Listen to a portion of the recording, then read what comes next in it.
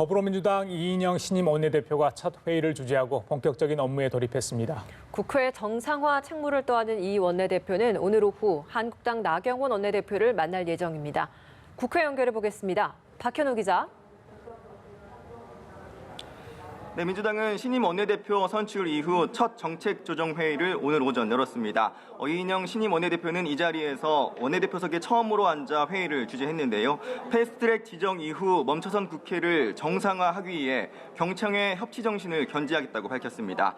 그 일환으로 오늘 오후 야당 원내대표들과 차례대로 마주 앉을 계획인데요.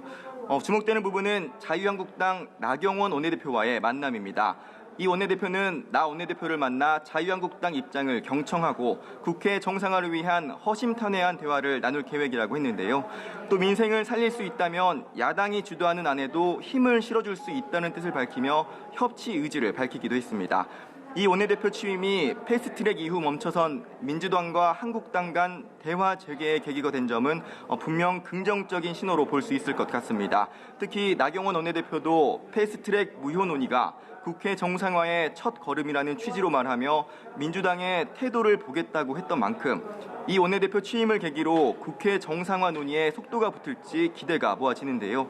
다만 오늘은 일단 상견례 차원인 만큼 구체적 성과보다 만남 자체에 의미를 두는 분위기입니다.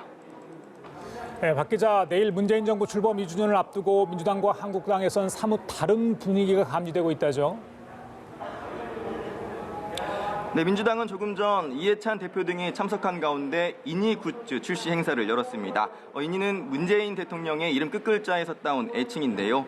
민주당은 문 대통령 미니어처가 들어간 스노볼을 선보이며 당원을 대상으로 두 종류의 스노볼 총 3,000개에 대한 한정 판매에 들어갔습니다.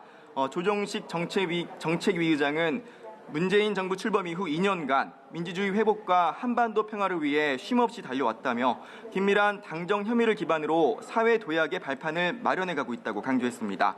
반면 한국당은 문재인 정부 2년간 경제 정책에 대한 비판을 담은 백서인 문재인 정권의 경제 실정 징비록을 내놓으며 날을 세우는 모습인데요.